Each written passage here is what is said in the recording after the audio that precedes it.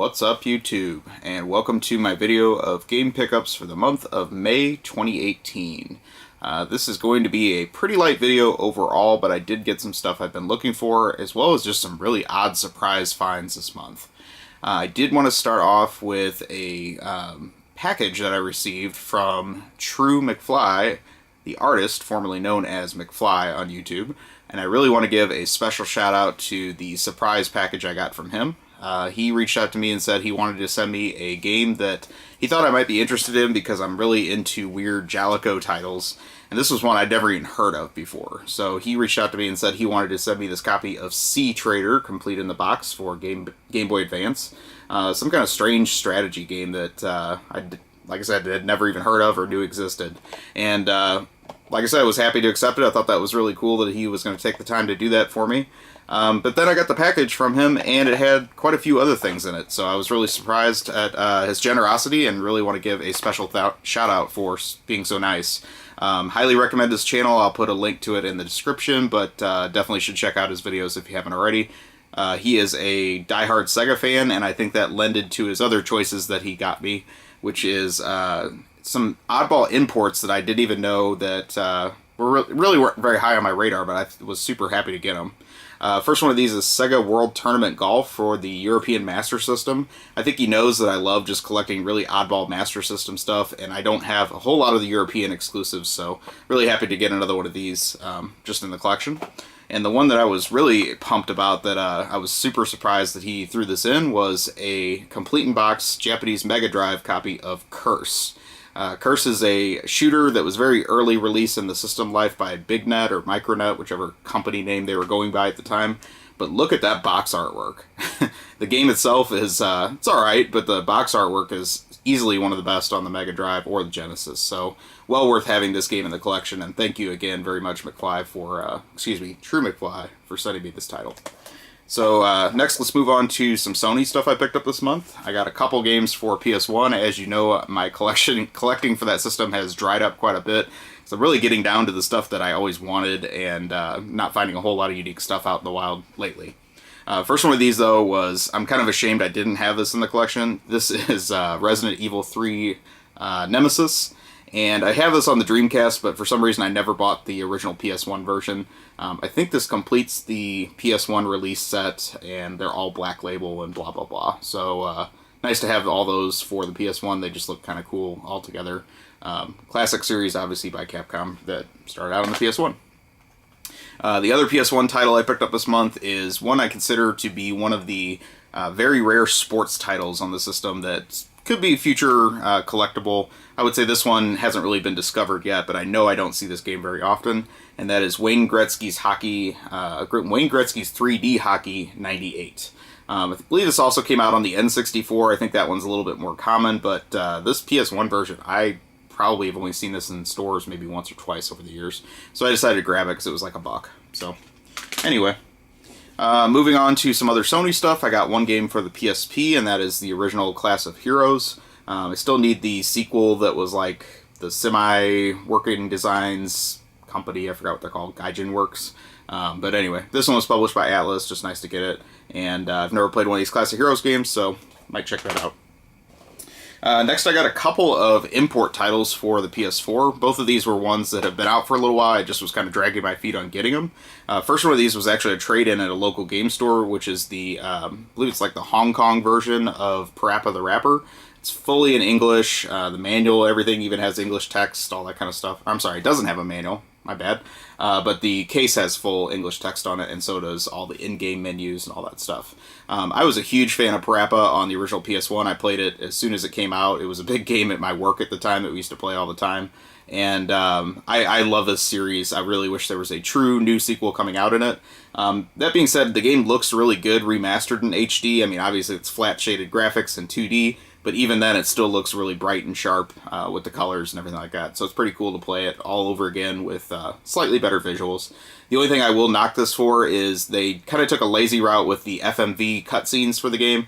They look like they're just straight ripped from the PS1. There was like no upgrade in visual quality whatsoever with those, and they're really grainy, even on a PS4. So kind of a shame that they did that. I don't guess we're going to get this in the US. It seems like that Sony's going to pass on this one, even though it was pretty popular character for them at the time. I think even as a budget release, this game would do okay, but anyway, if you want it, you can play it fully in English, just get the import version, it's pretty cheap.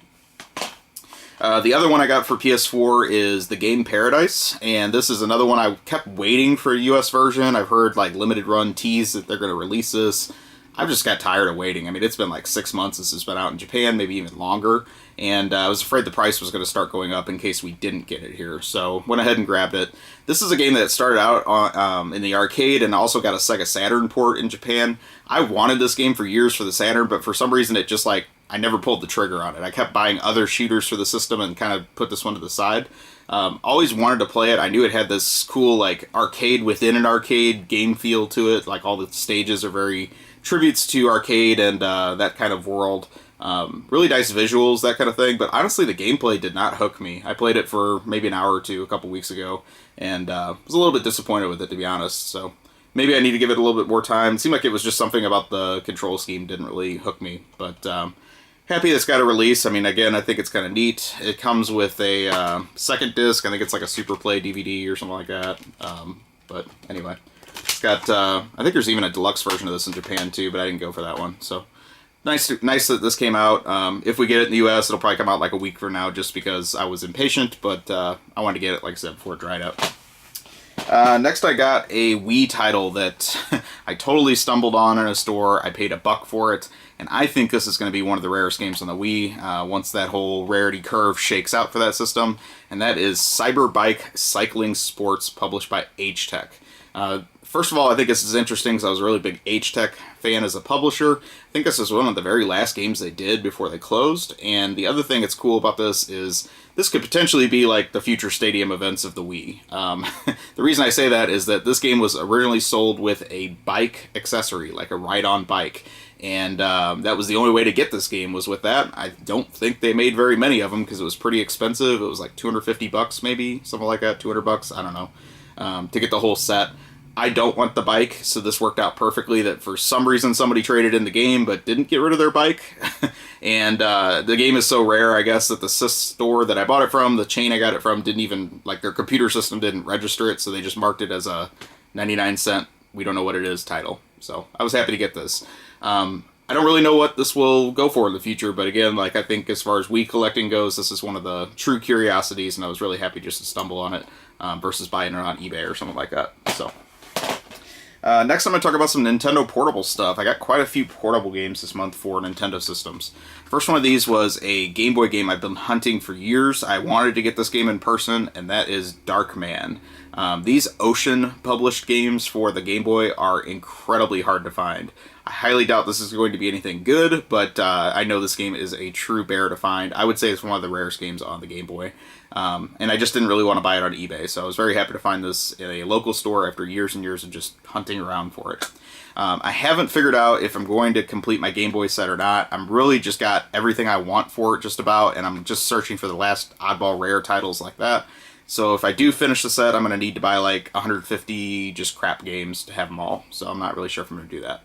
Another oddball title I got this month that was really cheap was Soccer Mania. Don't know anything about it. It has kind of odd artwork on it. I don't know how well you can see that. So, I don't know.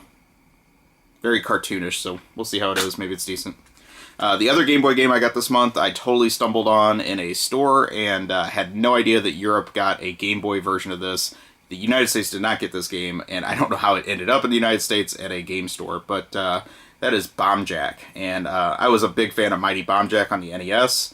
Also, I'm familiar with the Bomb Jack arcade game, so I'm guessing this is just a port of that, but very cool game, and weird that this came out in Europe, published by Infogrames versus Tecmo, who originally developed the game. So, very cool to have this, and I don't know, just oddball stuff you can find just wandering around sometimes. I got 3 complete-in-the-box Game Boy Advance games this month. These were all local finds as well. First one of these is Mario and Luigi Superstar Saga. I have not played any of these RPG-ish, action RPG-ish Mario and Luigi games, so I'll check it out. I haven't played it yet. Next one I got is Super Puzzle Fighter 2 Turbo. I am a huge fan of this game. I've never played the Game Boy Advance version, but I don't feel like you can go wrong with a portable version of it, so hopefully this will be just as fun as the console versions I've played. And then the last one of these was an upgrade to a complete copy of Boktai The Sun is in Your Hand, a Hideo Kojima game that kind of flew under the radar. There also is a sequel for this for the Game Boy Advance that I still need, and I would like to get that, because I did actually, what I've played of this I really do like. And it has that odd feature that requires sunlight to play. It has a sunlight sensor in the cartridge, so if you want to truly play the game to the fullest, you have to play inside and also outside, which means you have to leave your gamer's dungeon to interact with the outside world. Crazy. But anyway, hopefully that'll be pretty good to play a little bit more of that. Got 3 DS games also complete this month. First one of these is Elebits, The Adventures of Kai and Zero. If Crack Lotus is watching this, wherever you are, I know you're going to be mad that I found this, because I know you've been looking for it, but I kind of want to keep it because I played it a little bit and I actually liked it. And anyway, neat game. It's very difficult to find for the DS. Got Mazes of Fate DS. I didn't even know this existed. I've seen Mazes of Fate, I think, for the Game Boy Advance before, probably developed by the same company. And I guess there was a DS version of it, but I've noticed that this publisher, Graffiti, their stuff is pretty hard to find, and a lot of those games are getting pretty expensive, so I figured I better grab this one before it's too late. And then the other one is a highly acclaimed game for the DS that I've heard a lot about, I've just never bought it, was Moon. And I believe this is a first-person shooter for the DS, but apparently it's got a really good story, and it's a lot of fun to play. It's also part of a series with, I can't remember what the other name of the game is, but there's a couple other games, maybe 2 other games on the DS that this is part of the series with. I think that was the first one. The rest of the video is just going to be some manuals and boxes I picked up. I got a pretty good stack of NES manuals this month. First one of these is the licensed gray cart version of Pac-Man. There's 3 versions of Pac-Man, 3 variants of Pac-Man for the NES, so you have to get all the manuals for each because they're all different. Next one I got is Mag Max. I got another variant manual. This is Wayne Gretzky Hockey, the white jersey version. There's also a black jersey version where he's wearing a helmet that has completely different artwork on the box, the cartridge, and the manual. So again, had to get the other version. I got Skull and Crossbones, one of those big Tengen manuals. Mechanized Attack. Circus Caper. Fisher-Price Perfect Fit. Overlord. Rocket Ranger, Days of Thunder, Mickey's Safari in Letterland, all these learning games, and finally Gumshoe. And then last thing I got this month was some NES boxes I needed. First one of these is for Track and Field, it's pretty nice shape.